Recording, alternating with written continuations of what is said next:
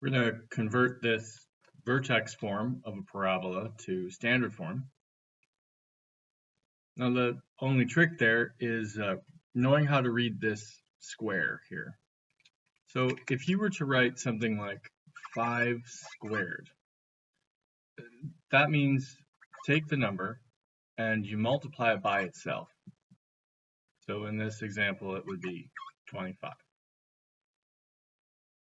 If you see x squared, that means the mystery number, whatever x happens to be, multiplied by itself. In this case, I can't get a numerical value, but that's what that means. So when you see x plus 5 squared, that means you take the thing and you multiply it by itself. In this case, it was just 5 times 5 is 25. In this case, it was just the x. This, when you write it, because you've had to do a binomial multiplied by a binomial, you're going to have to execute the FOIL thing, right? The first pair, the outside pair, the inside pair, and the last pair.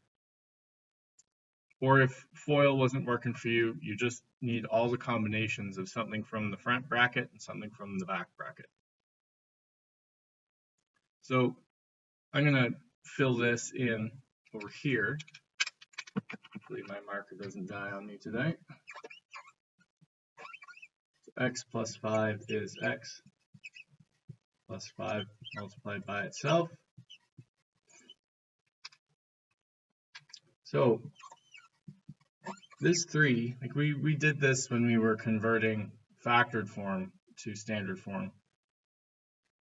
This number just kicks around up front, sort of ignoring it for a minute. An x multiplied by an x would give me this. That's x times x. X multiplied by 5 would give me 5 x's. 5 multiplied by x would give me 5x. And 5 multiplied by 5. Go there. There's a square bracket here to show that all of this stuff still needs to be multiplied by 3 eventually. And this negative 6, it's just hanging around at the end. Okay, so x times x is an x squared. 5 x's and another 5 x's give you 10 x's in total. And 5 multiplied by 5 gives you 25.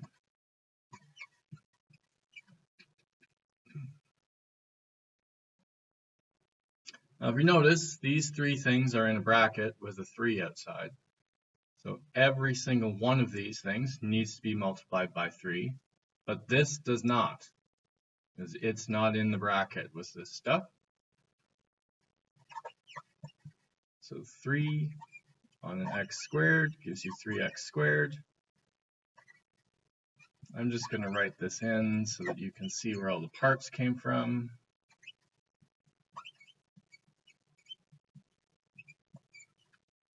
So everything in that bracket now has a 3 multiplying it, and the 6 does not because it was not in the bracket.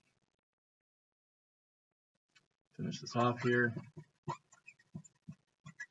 3 multiplied by 10 would be 30 x's. 3 25s is 75. And I can combine these two numbers because they don't have variables attached.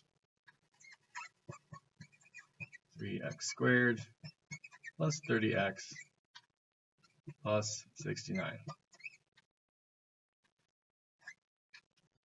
There you go. I started with a vertex form and I ended up with a standard form. And to do that in between, I had to acknowledge that x plus 5 squared was this. Do the FOIL, or the distribution of terms, whatever you want to call that. Cleaned it up, distributed my 3, and then combine those coefficients or the constants at the back, the numbers that don't have a variable attached. So I'm going to clean this off, and we'll try one with a negative, and then we'll try one with a fraction, and we're good to go.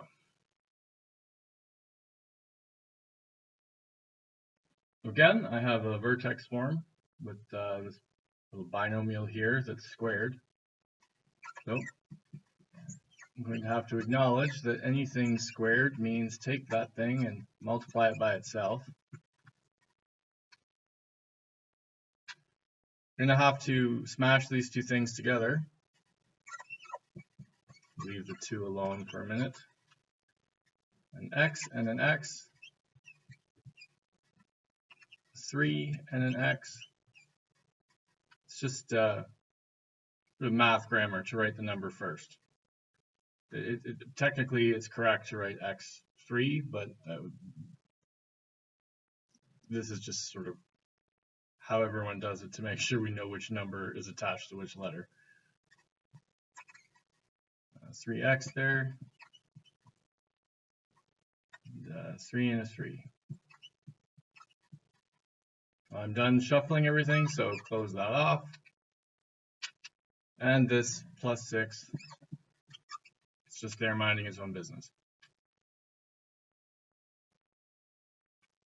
So if you want to think about order of operations, right, we usually do brackets, exponents, division / multiplication, or addition / subtraction. I had to address this exponent first because it comes up before multiplying. Then I had to do all this multiplying first because it comes up before adding, subtracting, and only once all the multiplying is done can I actually deal with this 6 that's being added on, because addition is one of the lowest importance operators. What are we doing? Okay, let's clean this up. X and x is x squared. 3 x's and 3 more x's is 6 x's. 3 times 3 is 9. I'm still waiting on this. There's still some multiplying to do. A -2 with an x squared. -2 with a 6x. -2 with a 9. And this plus 6 is patiently waiting its turn. -2x squared. 2 6's would be 12. 2 9's would be 18. And finally, now that all of this multiplication is done, I can address the plus 6 at the back. -2x squared minus 12x minus 12. -18 plus 6 is -12. So again, vertex form ends with a standard form. And all you had to do was acknowledge that squared means a thing times itself, shuffle it out, clean it up, and there you go.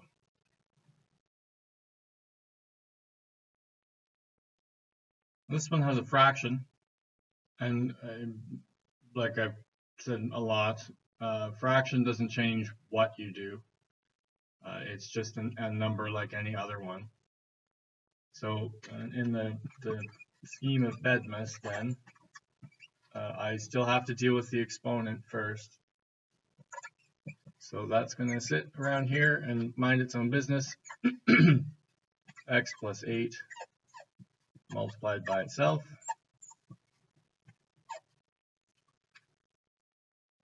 All right. Again, fraction doesn't change anything about the process. It's just a funny looking number. So I'm going to have to do all this distributing.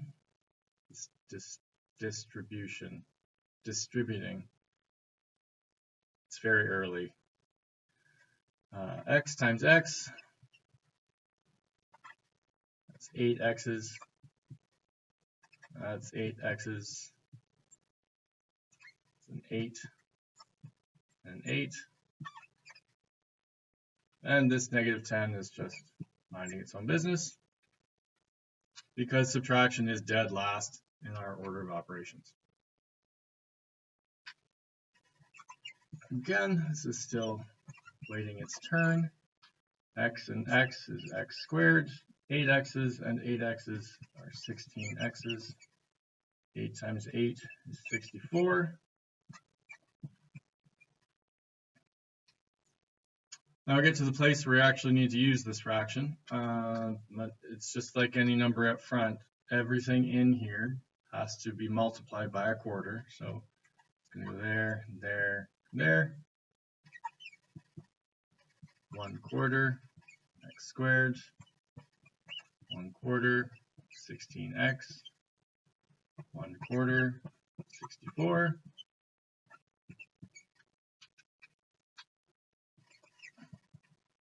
I don't actually have a number there, so there's nothing I can do with that front term. It just stays as 1/4 x squared. 1/4 of 16 would be 4. The quarter of 64 is 16. How am I getting those? Well, 1 times 16 divided by 4 is 4. You just use your calculator if you're not sure. Or 99% of calculators you have access to have a fraction button, so learn to use it.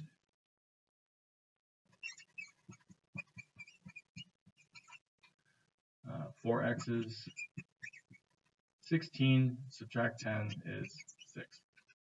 There we go. There's my standard form. It's a fraction in front.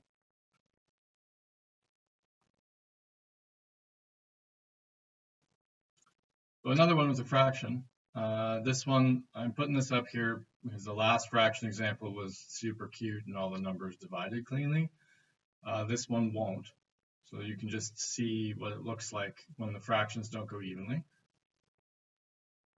So again, I have a thing squared, so you just have to write that out. That thing multiplied by itself.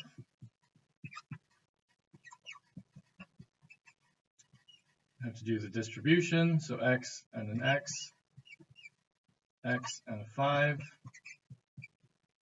5 and an x, and 5 and 5.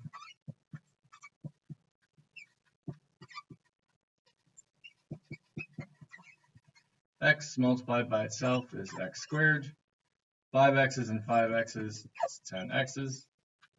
5 multiplied by 5 is 25.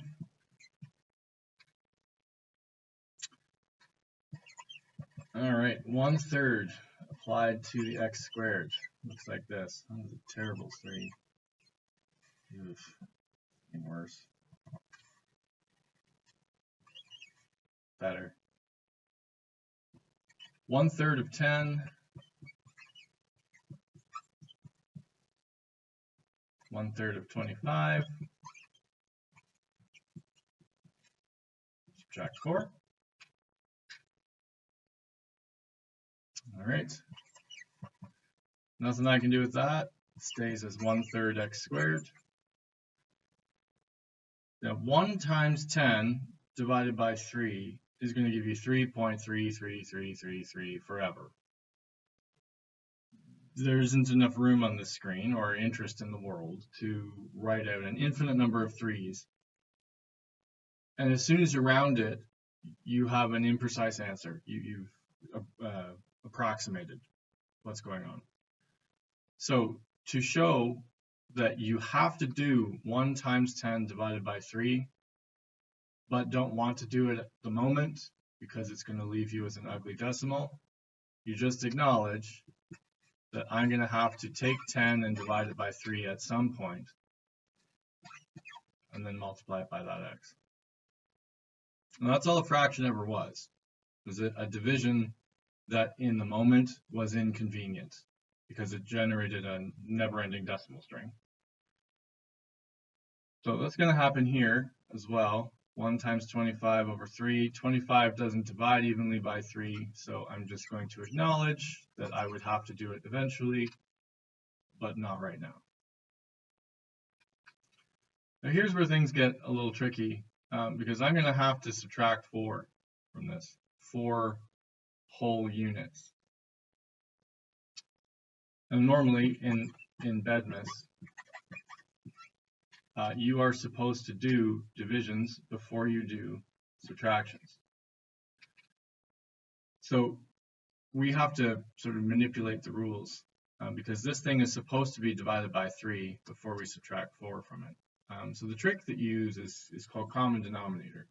We're going to make this a number that's divided by 3 so that both of these things I'm working with will be divided by 3, so I can just subtract them first and then divide by 3 later because they both needed to be divided by 3. So I need to write 4 as a division question. So what divided by 3 would be 4? And if you think about it for a minute, it'd be 12, right? It's 3 times 4 is 12. So the number 4 is the same as 12 divided by 3, which is going to let me write this as 1/3 of 25 minus 12.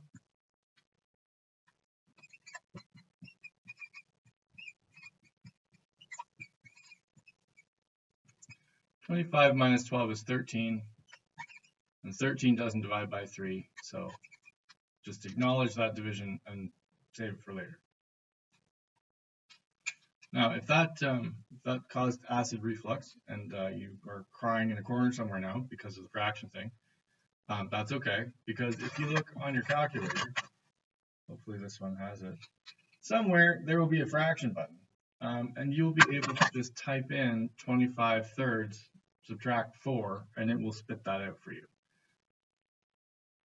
It's a lot of fraction anxiety. I appreciate that.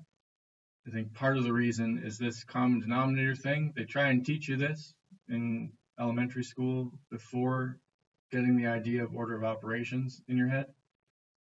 So this feels like dark sorcery when it's really just order of operations.